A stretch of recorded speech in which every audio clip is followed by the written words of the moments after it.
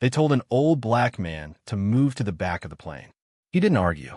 He just made one call, and the entire airline started crashing from the inside out. "Sir, this is first class." The way she said it wasn't a question. It wasn't even a statement. It was a sentence, the kind with a period at the end and a sneer in the middle.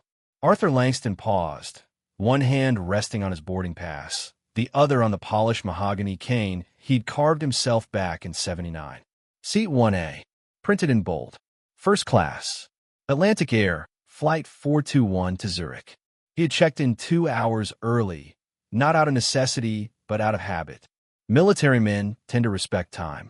But apparently, time and tickets didn't mean much to the flight attendant currently blocking his path like she was guarding the gates of Versailles. Her name tag said Schuyler. Her expression said, "You must be lost." Arthur didn't flinch, didn't blink, just raise an eyebrow, so slow and precise you could time your watch to it. "I'm exactly where I'm supposed to be," he said calmly. 1A. Schuyler's lips curled into a practiced smile, the kind you see in bad auditions and better country clubs. "Sir," she replied, voice sugar-coated and arsenic-laced. "First class is for premium passengers only." Arthur didn't say a word. He just handed over the boarding pass. She didn't even look down. Instead, she pivoted, gestured toward the back of the plane like she was flicking lint off a designer blazer, and announced, "Coach is that way, honey." And just like that, every neck in the cabin rotated like they'd rehearsed it. A few chuckles. One audible scoff. "Can't they screen these things better?" whispered a man in 2B, clutching a platinum Amex like it was a security blanket. "Probably using points," muttered another. "The elderly get crazy discounts these days." Arthur slowly took a step forward, just enough to read her name tag like it might be in Braille. "Schuyler," he said softly. "I'm not going to coach. I've got a confirmed seat. Paid full fare. Unless you plan to drag me back there yourself, I suggest you check the system again." Her smile twitched. Confidence faltered. For half a second. Then came the power play. Without another word, she tapped her headset and called for Bryce, the cabin supervisor. Mid-40s, gelled hair, the kind of tan that only comes in bottles in gated resorts. Bryce arrived in under 30 seconds, holding an iPad like a judge holding a gavel. "Is there a problem?" he asked Schuyler, not Arthur. "This gentleman claims he's in 1A, she replied sweetly. "I don't claim," Arthur said sharply. "I prove. The burden of evidence is on you now." Bryce barely glanced at the screen. "Ah, yes, Mr. Langston. We've had a last-minute reassignment. One has been reserved for a priority investor. You've been moved to 21C. Arthur chuckled, not out of joy, but out of the sheer, exhausted comedy of being underestimated again. At that moment, an elderly white man in a bow tie passed him by and whispered, "Maybe next time, try wearing a suit." Arthur looked down. He was wearing one, custom-tailored, midnight blue, and signed inside the pocket by the same man who sewed suits for 3 presidents. He turned to Bryce. "You just bumped a man off his throne," he said. "Hope you kept the receipt." And then, with a smile, he took out his phone and made one quiet call. Because some people escalate by yelling. Others escalate by owning the damn airline. Ever seen a man go from sit down to shut down in under 6 hours? Stick around. Arthur's just getting started. Arthur's call wasn't loud. It didn't need to be. One ring. Then a voice, British accent, clipped and sharp. "Mr. Langston, we've been expecting your signal." He said only 6 words. "Activate Clause 7. Full sequence. Zurich." Then he hung up.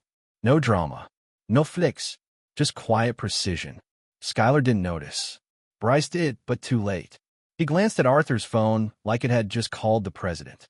"You can't make calls on the jet bridge, sir," Bryce snapped, clearly trying to reassert control.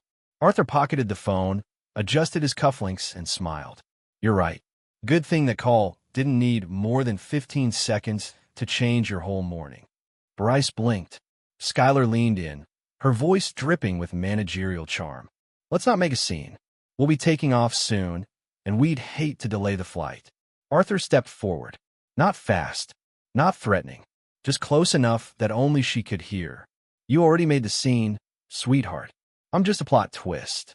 Behind him, a young couple had started filming, quietly, phones tilted low, whispering things like, "Who is this guy? And why does this feel like a movie?" Arthur turned back toward the front of the plane, still blocked from 1A. And seated comfortably in that seat, a balding man in a pinstripe suit with a glass of scotch and the face of someone who's never stood in line for anything in his life. "Is there a problem?" the man said, not even looking up from his drink. Arthur tilted his head. "None that won't solve itself." The man chuckled. "Figures. Always want what you didn't pay for." Schuyler stiffened. Bryce cleared his throat. But Arthur? He leaned against his cane like a king on his scepter. "Son," he said, loud enough for the first 3 rows to hear, "I built a telecommunications empire before you could spell Wi-Fi. I paid for this seat in full, in cash, while funding 3 scholarships and a hospital wing. What exactly have you contributed today, besides carbon dioxide?" A small O rippled from row 2. The man in 1A sat straighter. Schuyler stepped in again, this time firmer. "Mr. Langston, we need you to take your reassigned seat, or you'll be removed from the aircraft." That's when Arthur laughed. Not the warm kind, the kind that chills the air. "You're going to remove me? Over a reassignment I didn't approve for a man who probably still thinks the term diversity hire is an insult. Sir, please don't make this more difficult." But then came the ping. A chime over the intercom. A message on Bryce's tablet. One that made his face drain faster than a bathtub with no stopper. His hand trembled as he read it. From Atlantic Air Legal Division. Subject, urgent. Hold flight 421. Do not take off. Schuyler leaned in, whispering urgently. "What does it say?" Bryce didn't answer. He just looked up at Arthur. For the first time with fear. Ever seen a man flip the entire cabin without raising his voice? "Keep watching. Arthur's not done yet." "Schuyler," Bryce whispered, holding the tablet like it had personally betrayed him. "We might have a situation." "Might," she hissed. "He's one retired passenger with a cane, not a courtroom injunction." Bryce didn't respond. Instead, he scrolled again, his eyes darting like they were chasing their own excuses. Arthur leaned back against the wall of the jet bridge, watching the panic bloom like a slow-motion detonation. "Tell me, Bryce," he said coolly, "does it say anything about contractual override clauses or equity threshold protocol?" Bryce looked up like a kid caught stealing test answers. "You hear that, Langston?" Arthur smiled just a little, like a man who's seen 1,000 rooms just like this one, and owned most of them. Inside the cabin, seat 1A was now less of a seat and more of a crime scene. The man occupying it, still smug, still swirling scotch, leaned over to a woman in 1B and muttered, "What's the big deal? You should be grateful he's even on the plane." The woman nodded, plastic smile frozen in place. Corporate Botox energy. Behind them, someone had finally Googled Arthur Langston. A whisper rippled backward. "Wait, isn't he the one who sued Eastern Continental into a merger?" Another voice. "He chairs the Langston Tech Trust." Then another. "Isn't he worth like $500 million? And suddenly the man with the cane didn't look like the problem. He looked like the audit. "I want him off the aircraft," Schuyler snapped again, doubling down like a poker player with nothing but twos. "He's being non-compliant. And rude." Arthur lifted his cane and tapped it lightly on the floor. "Schuyler, I have been called many things in my life. Rude is what people say when they lose to someone who didn't yell." She folded her arms. Then the radio on Bryce's hip crackled. "Cabin Supervisor Bryce, this is Flight Ops. Please confirm. Is Mr. Arthur Langston aboard Flight 421? He froze, then slowly pressed the button. "Yes, he's present." Silence. Then, "Do not proceed with boarding. We are receiving a formal inquiry from the board liaison's office and an email from Valta Holdings." Bryce's face twisted like milk curdling in real time. "Valta," Schuyler choked. Arthur turned slightly, gazing down the jet bridge with the faintest smile. "Y'all really thought this was just another old black man trying to sneak into first class?" He adjusted his collar. "Darlin', I was investing in aerospace before some of y'all knew which fork to use."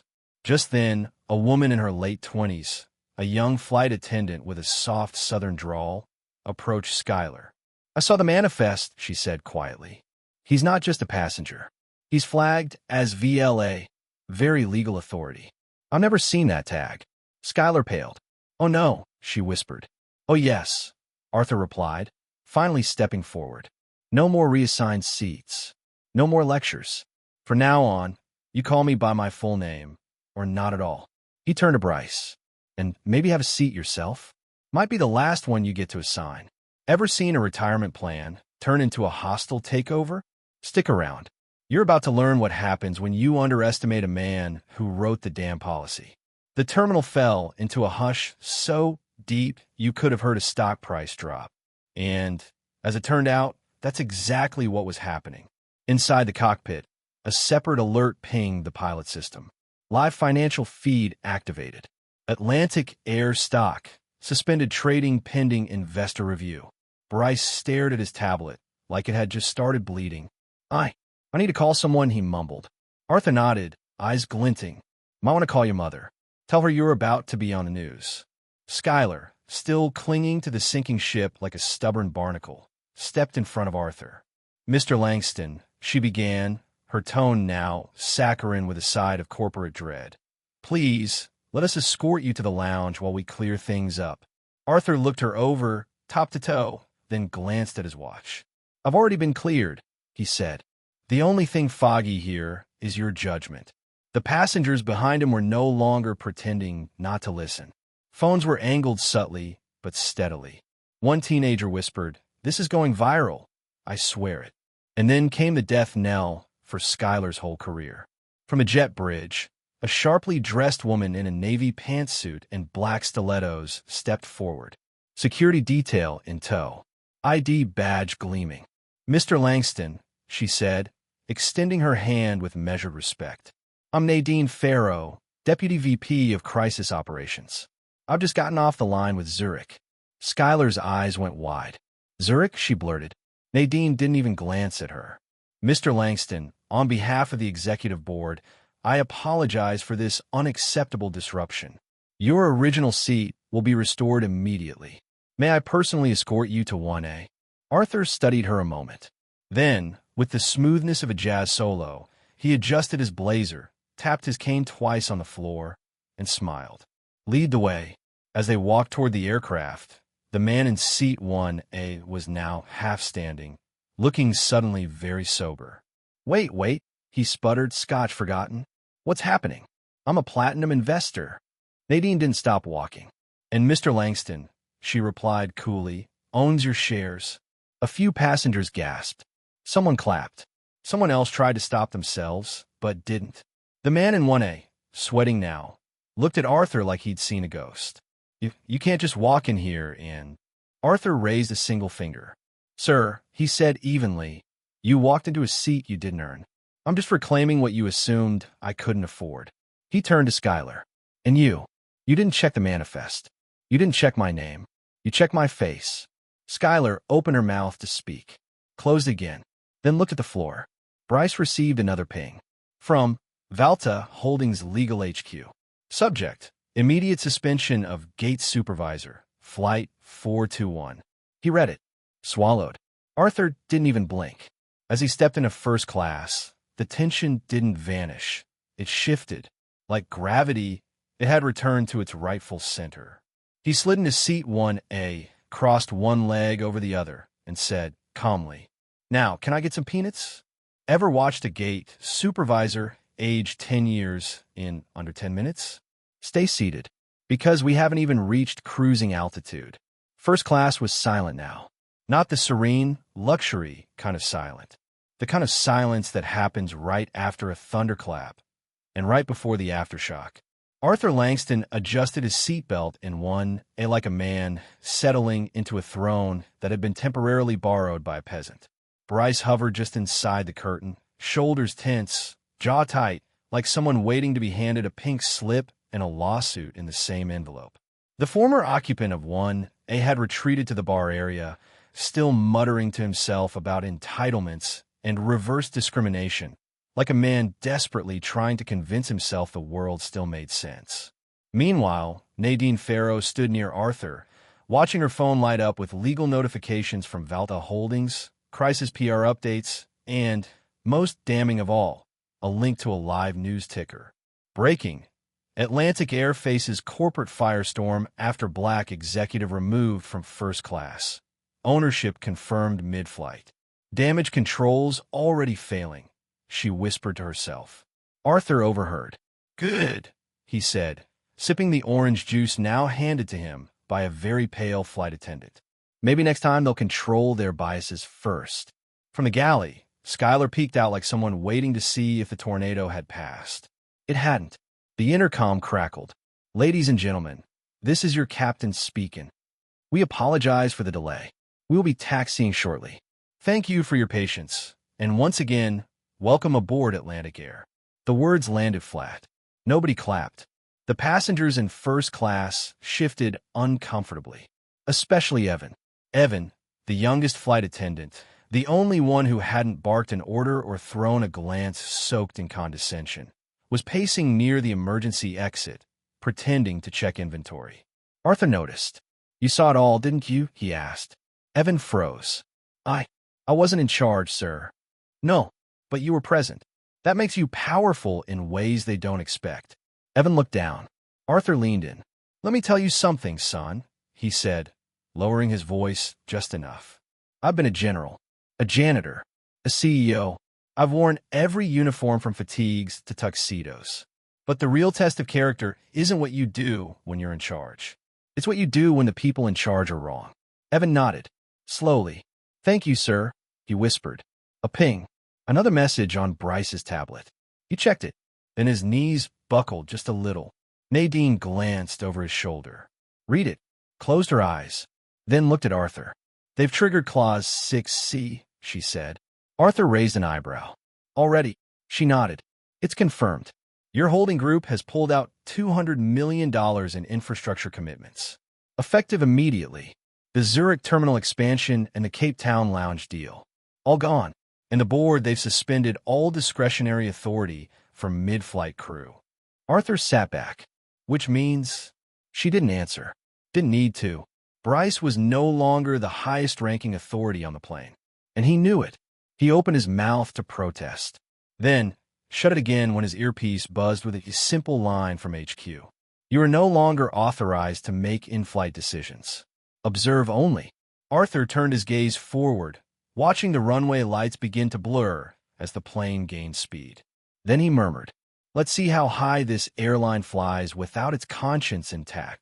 Ever watched a man dismantle a company before the beverage cart even made it to row 3? You might want to keep your seatbelt fastened. Arthur Langston isn't done cleaning house.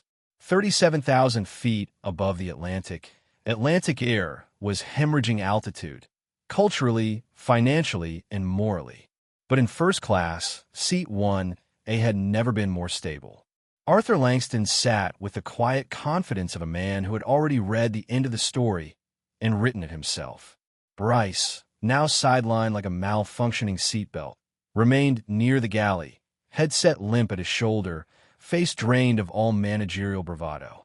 His authority had evaporated somewhere between Zurich and corporate's observe-only memo. Skylar was nowhere to be seen. Word around the cabin was that she'd voluntarily stationed herself in the rear lavatory. Self-imposed exile. Probably the smartest decision she'd made all morning. Meanwhile, first class had developed a strange new energy. Passengers who once snickered, side-eyed, or flat-out dismissed Arthur were now offering polite nods, quick smiles, and the occasional awkward compliment. Nice cane, said the man in 2C. Looks custom. Arthur didn't answer. He didn't need to. Some things don't deserve a reply, just a receipt. At row 3, the woman who had earlier implied he was probably using points now watched him with the studied intensity of someone seeing their stock portfolio plummet in real time. She finally leaned over to her husband and whispered, Should we say something? He shook his head. What's left to say? The man owns the airline. Back in the economy, phones continued buzzing. Derek's story, shared via Arthur's name, was now trending on nearly every major social platform. Hashtag Arthur Langston Flight 421. Hashtag Equity in the Air. Hashtag Airline Awakening. But it was one tweet in particular that detonated across timelines like a cultural cannonball. They downgraded the wrong Black elder. Turns out he owns the sky. That post alone had over 6 million likes in under 3 hours. And the attached photo, Arthur, seated, expression unreadable, orange juice in hand, with Bryce standing frozen beside him, was already a meme. Someone captioned it, "When you find out the old man you disrespected owns your pension plan." Meanwhile, in the Atlantic Air HQ war room, executives were scrambling to patch the leaks in their corporate hull. Emails were flying. Zoom calls fired up. Legal counsels demanded updates every 10 minutes. One junior analyst quietly excused herself to the restroom and never came back, probably applying for a new job at Valta Holdings. Back on the plane, Nadine Farrow approached Arthur with her tablet. "They're asking for a resolution statement," she said. "From you." Arthur arched an eyebrow. "A resolution?" "Yes. They want to know what it'll take to contain the fallout." Arthur exhaled slowly, then glanced around the cabin, at the passengers, the junior attendants, even Evan, still walking the aisle like someone trying to balance nerves and integrity. "What it'll take," Arthur said. He tapped his cane once on the carpeted floor. "You don't contain a wildfire," he replied. "You change the forest so it never burns that way again." She nodded. "Should I tell them that's a no?" Arthur took the tablet from her, opened the camera, and stared directly into it. "This is Arthur Langston," he said calmly. "Board member of Valta Holdings, founder of Langston Equity, and today, your most expensive mistake." He paused. "Don't ask what I want. Ask why it took this long for someone to say enough." He hit send. Ever seen a company try to save face while its reputation is falling 30,000 feet per second? In the next part, we're going to see just how expensive disrespect can get. The video hit Atlantic Air headquarters before the turbulence even started. Arthur Langston's calm, 15-second statement wasn't loud. It wasn't angry, but it carried the weight of a closing gavel. And corporate? It didn't just hear it. They felt it, like a quiet earthquake that cracked every polished surface of their boardroom. In Zurich, screens lit up with real-time alerts. Langston video viewed 20M plus times in 2 hours. Valta Holdings confirms Clause 7 activation. Atlantic Air shareholders demand emergency vote. Meanwhile, aboard Flight 421, a different kind of panic was brewing. Not from Arthur. From Brent. You remember Brent. The man who'd been so comfortable sipping his complimentary scotch in Arthur's seat like it came with a deed and a title. He was now pacing in the first-class galley, his entire face a confused cocktail of arrogance and fear. "I didn't know who he was," Brent hissed to Bryce, who was still pretending to have authority by holding his now useless tablet. "None of us did," Bryce muttered. "But we should've." Then Brent made his second mistake of the day. He turned to Evan. "Why didn't you speak up?" he barked. "You saw everything." Evan blinked, stunned. I was told not to get involved." Arthur, 3 rows away, heard that. He stood up. Not fast, not loud, just enough for the cabin to quiet itself again. "Young man," Arthur said, addressing Evan with the calm gravity of a judge and the warmth of a grandfather. "Do not let men like him convince you silence is neutral. It's not. It's permission." Evan opened his mouth to respond, then closed it, then nodded. And that's when the curtain pulled back again. But this time, it wasn't another passenger or manager. It was Captain Harris himself. Uniform crisp, face grave, voice steady. He walked directly to Arthur's seat. "Mr. Langston," the captain said, "we've just received confirmation. You now hold executive flight authority for the remainder of this trip. That includes passenger management, crew evaluations, and incident reporting." The entire cabin froze. Arthur looked up, slightly amused. "So I'm the acting flight authority now?" The captain nodded. "Technically, yes, sir. You're the only person with higher access than our own operations team." Arthur smiled. Not out of revenge, but clarity. "Then I'd like to make a few adjustments," he said. First, he turned to Evan. "Seat 1B. Sit down." Evan hesitated, then obeyed. "I've watched you walk up and down this aisle like a man carrying someone else's mistakes. That ends now." Then he looked at Skyla, who had finally emerged from hiding, trying to blend in with the wall paneling. "Miss Schuyler," Arthur said, his tone sharpening, "you're officially relieved of duty. You may remain seated, but do not speak to another passenger." Not for the rest of this flight. Skyla looked like she'd swallowed a live wire. Lastly, Arthur turned to Brent. You, sir, may return to seat 21C, where you belong. Coach. Brent scoffed, still clinging to the wreckage of his ego. This is absurd. You think you can just... Arthur cut him off with a single sentence. I own the sky you're flying in. Ever seen a man promoted to king mid-flight and start ruling like one? Buckle in. Arthur Langston is just getting warmed up. 21C, Brent repeated, as if the number itself was offensive. He didn't move. Arthur didn't blink. Coach, he repeated calmly, or the tarmac. Your choice. Brent's mouth opened, ready to unleash another sermon in entitlement, but before he could find the right words, a new voice entered the conversation. Sir, said Captain Harris, voice calm but final, I'll escort you myself if needed. But we are no longer negotiating. That broke him. Not the threat. The tone. That polite finality. So corporate, so cold. It stripped him of every illusion he still had left. Brent muttered something about board complaints, legal action, and knowing people, but his words landed like crumpled receipts. Worthless. He shuffled down the aisle toward the back, past the curtain, into the silence of economy class. A few passengers whispered. One recorded. No one helped. Back in first class, Evan sat frozen in 1B, still unsure if he was dreaming. You okay, son? Arthur asked. Evan nodded slowly. Yes, sir. I didn't think it would go like this. Arthur chuckled. Neither did they. The cabin atmosphere shifted again, no longer heavy, but taut. Like everyone was watching, history got quietly rewritten. Nadine returned from the cockpit, eyes locked on her tablet. We just hit the international wire, she said. Arthur leaned back in his seat. How bad? She didn't sugarcoat it. Stock down 34%. For investor exits. Zurich's press team just canceled the ribbon cutting. They're calling this a cultural containment failure. Arthur exhaled. A long name for simple racism. She nodded. But now it's theirs to answer for. Meanwhile, back in the Atlantic Air headquarters, chaos had gone from abstract to visceral. Screens flashed red. A hastily assembled damage control team sat in silence as the company's general counsel read aloud from the new Valta holdings statement. Effective immediately, all pending investments, expansions, and licensing deals involving Atlantic Air are frozen. We will no longer tolerate operational misconduct disguised as standard procedure. One executive stood up. Who signed off on this? Another whispered. Arthur Langston. Dead silence. Someone finally asked, do we have anyone who can reach him? Another voice. You bumped him to coach. He reached himself. Back on Flight 421, the turbulence was less from wind and more from the realization that nothing was going back to normal.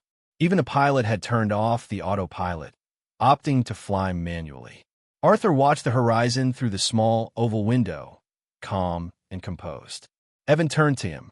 Sir, I read something once. Said power doesn't change people, it reveals them. Arthur nodded. That's why I fly commercial. First class always reveals more than any boardroom. Then, a voice came over the intercom. But this time, it wasn't the captain.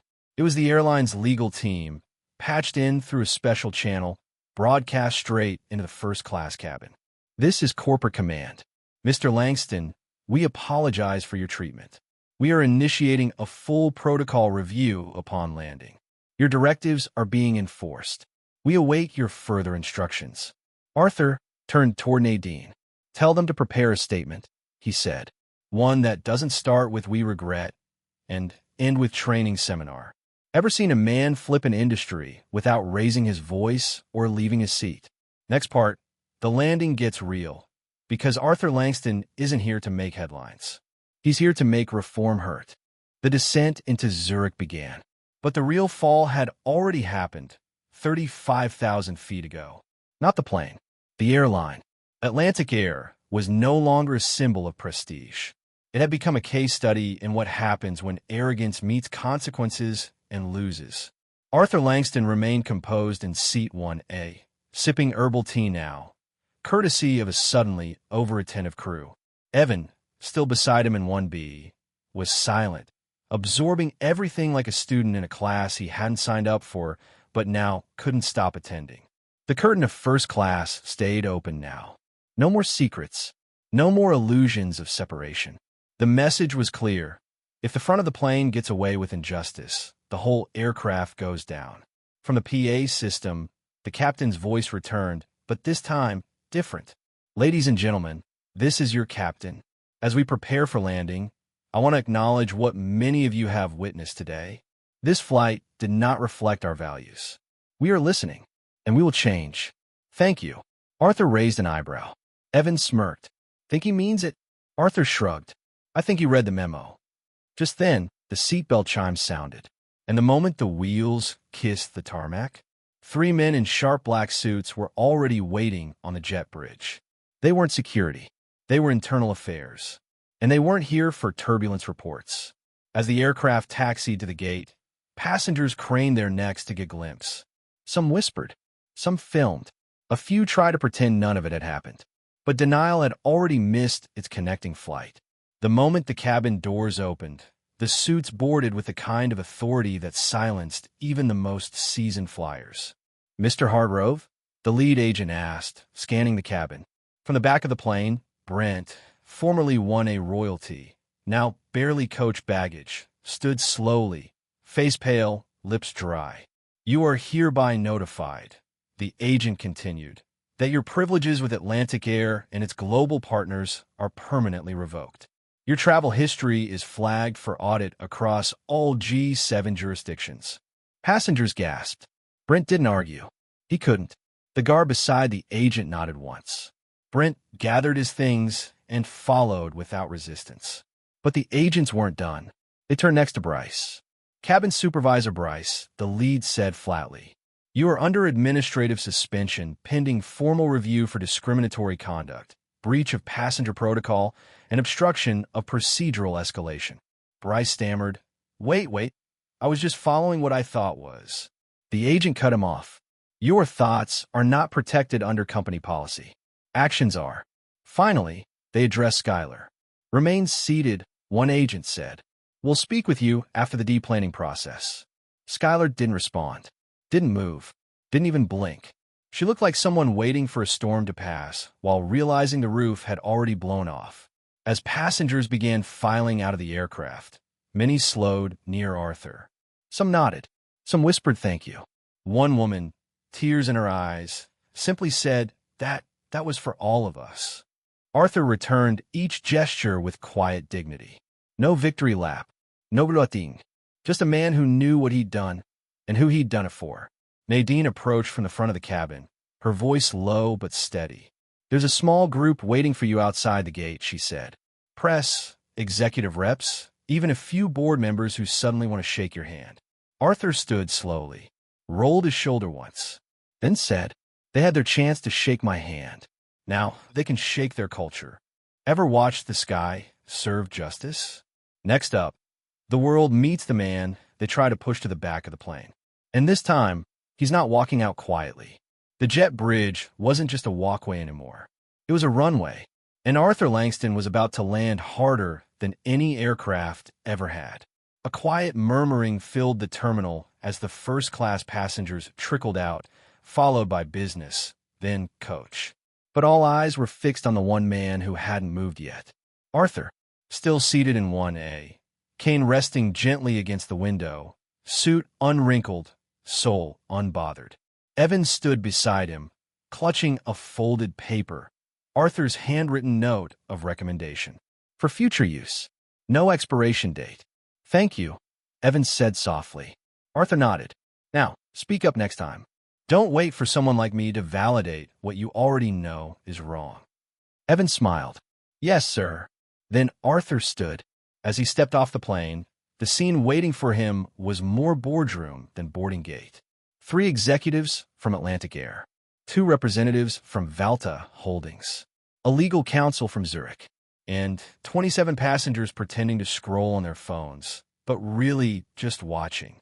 Nadine stood in the center of it all. "Mr. Langston, welcome to Zurich." He gave her a nod. One of the Atlantic Air execs stepped forward, extending a shaky hand. "Sir, we hope to..." Arthur walked right past him. No handshake. No sonobite.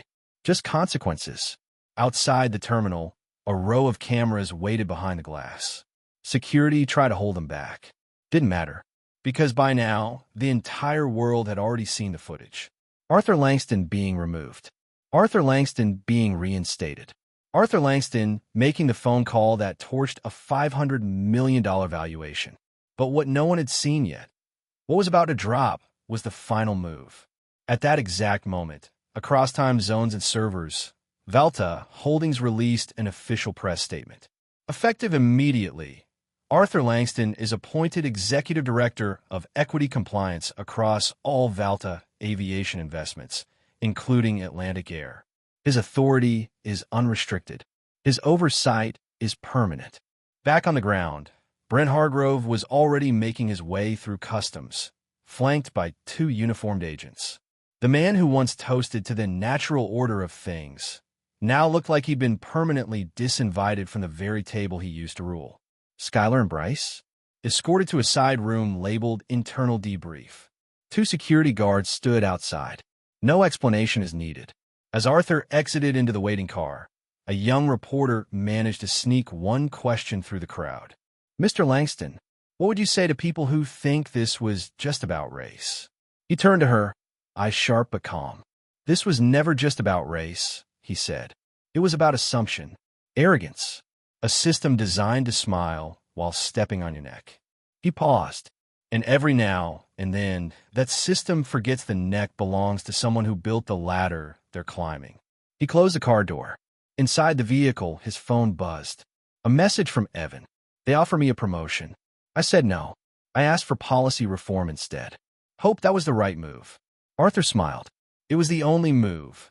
As the car pulled away, passengers in the terminal continued to whisper. One teenage girl who'd streamed the entire flight had just sold her footage to a national news outlet for 6 figures. She tweeted. He didn't yell. He didn't beg. He just stood still until the entire airline shook around him. And that was the legacy Arthur Langston left at Gate 14. Not just a man in seat 1A, but a storm in silence. A reckoning with a boarding pass. A reminder that power isn't always loud. Sometimes it just lands. Some stories don't end with applause. They end with silence, because everyone's too stunned to speak. Arthur Langston didn't raise his voice. He didn't throw a tantrum. He didn't need to. He walked onto that plane with a cane, and walked off owning every inch of air it flew through. Because sometimes the most dangerous passenger on board is the one they thought could be ignored. If this story made your blood boil, made your chest swell, or made you want to stand a little taller for what's right, subscribe to Story Precious, where dignity walks tall, and justice always gets a window seat.